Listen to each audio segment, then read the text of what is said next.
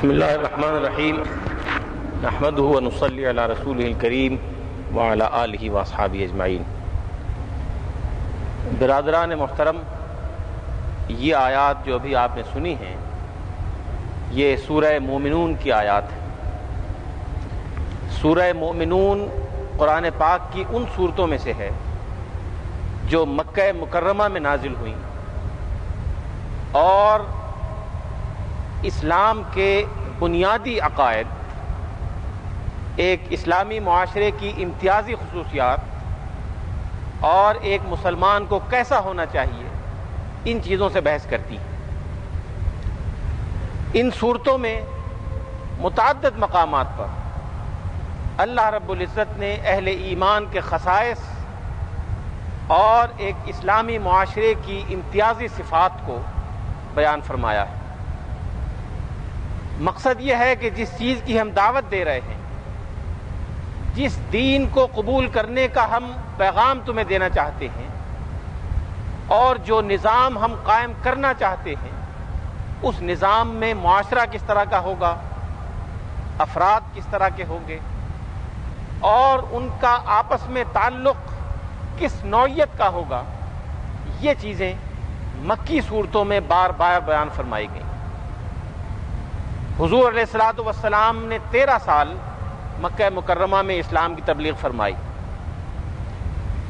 اس 13 سال کے زمانے میں حضور علیہ الصلوۃ والسلام کی کوشش یہ تھی کہ زیادہ سے زیادہ تعداد میں لوگ اسلام میں داخل ہوں، ملت اسلامیہ کی وسیع پیمانے پر تشکیل ہو، تاکہ اس ملت کی بنیاد پر، اس امت کی بنیاد پر ایک نیا معاشرہ، ایک نیا رنگ ڈھنگ اور زندگی کا ایک نیا انداز قائم فرما سکیں۔ چنانچہ 13 سال کی اس کوشش کے بعد حضور علیہ الصلوۃ والسلام نے مدینہ منورہ تشریف لے جا کر اس طرح کا مطلوبہ معاشرہ قائم فرمایا، اس طرح کا نظام قائم فرمایا جو آپ کا مقصد تھا، جس میں افراد کے باہمی تعلقات، جس میں ریاست کے مختلف عناصر کا ایک دوسرے سے میل جول اور لین دین، جس میں معاشرے کے مختلف طبقوں کے آپس میں مراسم اس خاص انداز پر ڈھلے ہوئے تھے جس انداز کی تعلیم شریعت نے دی تھی اور جس کی جھلکیاں اہل ایمان کو مکہ مکرمہ میں وقتاً فوقتاً دکھائی جاتی رہی کہ اس طرح کا معاشرہ قائم ہونے والا ہے۔ خود حضور علیہ الصلوۃ والسلام نے بھی اپنی گفتگوؤں میں، اپنے خطبات میں، تبلیغی ارشادات میں بارہا ان خصوصیات کی نشاندہی فرمائی جو اسلامی معاشرے میں اور اسلامی نظام کے تحت سامنے آنے والی تھی۔ ایک موقع پر آپ نے فرمایا تھا مکہ مکرمہ میں کہ جب اس دین کا قیام مکمل ہو جائے گا، جب لوگ اس دین پر ایمان لے آئیں گے تو اتنا امن و امان قائم ہوگا معاشرے میں کہ یمن سے ایک عورت تنہا تنہا نکلے گی اور سونا اچھالتی ہوئی چلی جائے گی اور شام کی، لبنان کی سرحدوں تک چلی جائے گی اور اللہ کے علاوہ کسی کا خوف، کسی چور کا، کسی ڈاکو کا، کسی غلط کار انسان کا اس کو نہیں ہوگا۔ یہ وہ معاشرہ تھا جو حضور علیہ الصلوۃ والسلام قائم فرمانا چاہتے تھے اور جس کی جھلکیاں قرآن مجید کی مختلف آیات میں ہمیں دکھائی گئی۔ سورہ مومنون کی یہ آیات جو بھی آپ نے سنی ہیں، ان میں بھی اہل ایمان کی وہ خصوصیات بتائی گئی ہیں، بڑی بڑی خصوصیات جن سے اسلام کا معاشرہ ممیز ہوتا ہے، جن سے مسلمانوں کی زندگی دوسرے تمام انسانوں کی زندگی سے ممتاز ہوتی ہے۔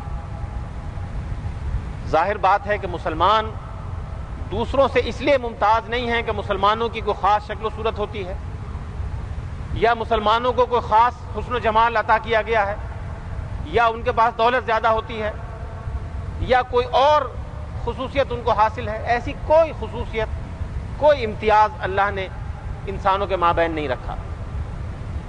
سب انسانوں کی شکلیں اللہ نے ایک جیسی بنائی، سب انسانوں کو یکساں مال و دولت بھی دیا ہے اور فقر و فاقہ بھی دیا ہے. غریب اور فقیر، امیر اور دولت مند ہر طبقے میں، ہر مذہب میں پائے جاتے ہیں.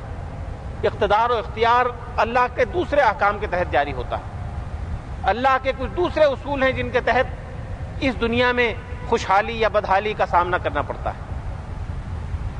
اہل ایمان کو امتیاز صرف ایک وجہ سے ہے، اور وہ ان خصوصیات کی وجہ سے ہے جو ان آیات میں بھی آپ نے سنی یا قرآن مجید کی اور دوسری آیات میں بیان ہوئی. یہ خصوصیات جو قرآن مجید کی بہت سی آیات میں آئی ہیں اور ان آیات میں بھی بیان ہوئی ہیں، وہ کیا ہے؟ آپ غور فرمائیں تو پتہ چلتا ہے کہ انسان کی زندگی بہت سے پہلوؤں سے عبارت ہے. انسان کی زندگی کا ایک خاص پہلو ہے اس کے اور اللہ کے درمیان تعلق. ہر شخص جو کسی نہ کسی مذہب پر ایمان رکھتا ہے اور بالخصوص اسلام پر عمل پیرا ہے، اس کا اللہ سے تعلق ایک خاص انداز کا ہوتا ہے. کسی گنہگار کا کمزور ہوتا ہے، اللہ کے نیک بندوں کا مضبوط تعلق ہوتا ہے، بہت مقرب بندوں کا بہت مضبوط تعلق ہوتا ہے. لیکن اللہ سے تعلق ہر انسان کا ہوتا ہے، اور کبھی نہ کبھی کوئی نہ کوئی لمحہ ہر انسان کی زندگی میں ایسا آتا ہے کہ اس میں وہ خالصتاً اللہ سے اس کی لو جڑی ہوتی ہے. بعض اوقات مصائب کی وجہ سے، بعض اوقات کچھ اور اسباب کی وجہ سے. قرآن مجید نے بتایا کہ جب انسانوں کو خوشحالی ملتی ہے، مال و دولت ملتی ہے، تو اللہ کو بھول جاتے ہیں. لیکن جب کوئی مصیبت اور مشکل آتی ہے تو پھر اللہ کو یاد کرتے ہیں. ہر شخص، گنہگار سے گنہگار انسان، ذرا سی مشکل آ جائے، ذرا سی مصیبت کا سامنا ہو، فوراً اللہ کو یاد کرتا ہے. پروردگار کی یاد اس کے دل میں بیدار ہو جاتی ہے. بچے کا کان گرم ہو جائے، ماں کو خدا یاد آ جاتا ہے. کسی افسر کی نظر بدل جائے، ملازم کو خدا یاد آ جاتا ہے. کاروبار میں تھوڑا سا جھول پیدا ہو جائے، دکاندار کو اللہ یاد آ جاتا ہے. تھوڑا سا گاڑی چلاتے ہوئے ایکسیڈنٹ کا خطرہ پیدا ہو جائے، فوراً اللہ کا نام زبان سے نکلتا ہے. اس سے یہ پتہ چلتا ہے کہ ہر انسان کے دل کی گہرائیوں میں اور اس کے نفس کے اندر اللہ سے تعلق کا ایک جذبہ موجود ہے، جس کو انسان بھلا دیتا ہے اور جس کو انسان نظر انداز کر دیتا ہے. اس دنیا کی نعمتیں، اس دنیا کی لذتیں، یہاں کی آسائشیں اس جذبے کو بھلا دیتی ہیں. لیکن جب یہ آسائشیں ذرا نظروں کے سامنے سے ہٹتی ہیں اور تھوڑا سا انسان ان آسائشوں سے، لذتوں سے دور ہوتا ہے، تو فوراً وہ اندر کا جذبہ بیدار ہو کر سامنے آ جاتا ہے. اسی لیے اللہ رب العزت کی شریعت نے، حضور علیہ الصلاۃ والسلام کے دیے ہوئے نظام نے سب سے زیادہ اہمیت اس بات کو دی ہے کہ انسانوں کا اللہ سے یہ تعلق کمزور نہ ہونے پائے. جو ہر مسلمان کے دل میں ہوتا ہے، ہر صاحب ایمان کے دل میں ایک ذرہ ضرور اللہ سے محبت کا اور اس کی خشیت کا پایا جاتا ہے. اس کو جتنا مضبوط بنایا جائے گا، جتنا اس کو نشو و نما دی جائے گی، اتنا ہی انسان راہ راست پر قائم رہے گا. اور وہ کیفیت جو کسی بیماری میں مبتلا ہونے کی وجہ سے، کسی کاروباری گھاٹے کا سامنا کرنے کی وجہ سے، کسی پریشانی یا بے روزگاری کی وجہ سے انسان پر طاری ہوتی ہے، اللہ سے ڈرنے کی، اللہ سے رجوع کرنے کی، لو لگانے کی، وہ ایک مستقل کیفیت بن جاتی ہے اگر اللہ کی یاد ہر وقت اس کے دل و دماغ پر طاری رہے. یہ چیز ایسی ہے جو ہر انسان سمجھتا ہے اور ہر انسان اس کا اندازہ کر سکتا ہے. اس کے لیے کسی دلیل کی، کسی مشاہدے کی ضرورت نہیں. اسی لیے قرآن مجید نے سب سے زیادہ زور اس عبادت پر دیا ہے جس کا صرف اور صرف مقصد یہ ہے کہ اللہ اور بندے کا تعلق مضبوط ہو، یعنی نماز.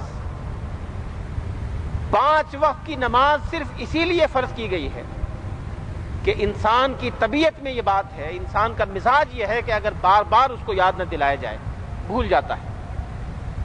طرح طرح کی چیزیں اس کے دماغ پر پردہ ڈال دیتی ہیں، اس کی نگاہوں پر پردہ پڑ جاتا ہے، اس کے کان اچھائی سننے سے انکار کر دیتے ہیں. اس لیے اگر اس کو بار بار یاد نہ دلایا جائے وہ بھول جاتا ہے. لہذا دن رات میں 5 مرتبہ اس کو یاد دلایا گیا کہ رات کو سونے سے پہلے اور صبح کو سو کر اٹھنے کے فوراً بعد سے لے کر 24 گھنٹے میں 5 مرتبہ پروردگار کو لازماً یاد کرو.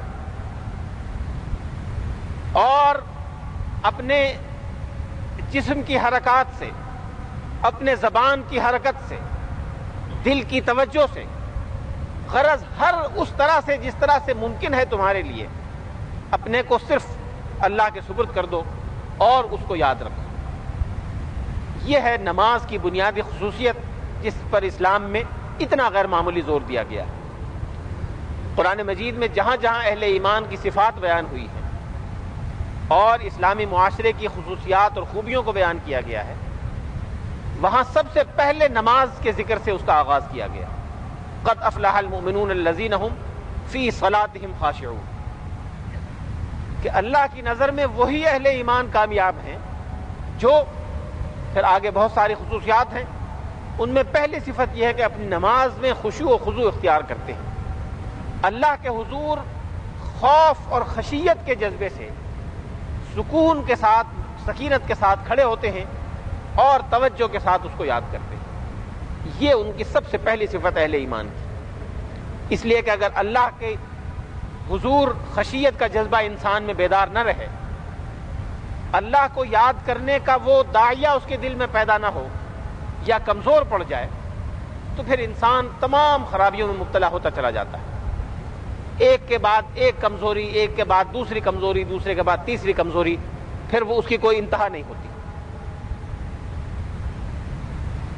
گناہ کو گناہ سمجھنا اور نیکی کو نیکی سمجھ کر اس پر کاربند رہنا، یہ صرف اس وقت ممکن ہے جب انسان کے دماغ میں، اس کے دل میں اور اس کے قلب میں، اس کی روح کی گہرائیوں میں اللہ رب العزت کا خوف اور اس کی خشیت بیدار ہو اور تازہ رہے.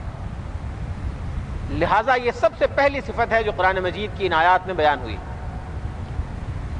دوسری خصوصیت جو بیان ہوئی تھی وہ یہ تھی کہ انسان، آپ غور کریں تو پتہ چلے گا کہ انسان جب راہ راست کو بھولتا ہے تو کیوں بھولتا ہے. راہ راست کو بھولنے کی سب سے بڑی وجہ یہ ہوتی ہے کہ انسان بہت سی ایسی سرگرمیوں میں مبتلا ہو جاتا ہے جو اس کے لیے بنیادی اہمیت نہیں رکھتی، جو اس کی اصل ذمہ داریوں سے تعلق نہیں رکھتی. میری کچھ ذمہ داریاں ہیں دینی اعتبار سے، کچھ ذمہ داریاں ہیں دنیاوی اعتبار سے، کچھ ذمہ داریاں ہیں عام معاشرے میں رہن سہن کے اعتبار سے. جب تک میں ان تینوں ذمہ داریوں کو یاد رکھوں گا، ان پر کاربند رہوں گا، میں راہ راست پر چلتا رہوں گا. لیکن اگر ان ذمہ داریوں کو چھوڑ کر میں ایسی چیزوں میں پڑ جاؤں جن کا براہ راست ان ذمہ داریوں سے تعلق نہ ہو، جو مجھے ان ذمہ داریوں سے دور کر دیں، تو پھر طرح طرح کی آفتیں اور طرح طرح کے مصائب کا شکار خود بخود انسان ہوتا چلا جائے گا. یہ وہ چیز ہے جس کے لیے قرآن مجید میں 2 لفظ استعمال کیے گئے. یہاں لفظ استعمال کیا گیا ہے لغو، والذین هم عن اللغو معرضون. وہ لوگ ہیں جو لغو باتوں سے پرہیز کرتے ہیں.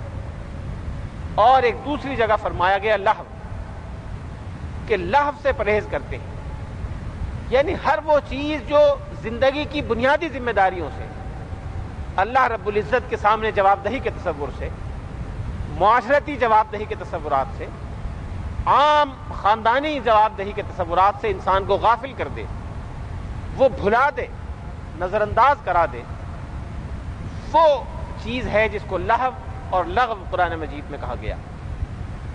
بعض اوقات ایسا ہوتا ہے کہ انسان کے وسائل اور دنیاوی نعمتیں جب تک ایک خاص حد کے اندر رہتی ہیں تو اس کو یہ ذمہ داریاں نہیں بھولتی، وہ اپنی ذمہ داریوں کو انجام دیتا رہتا ہے.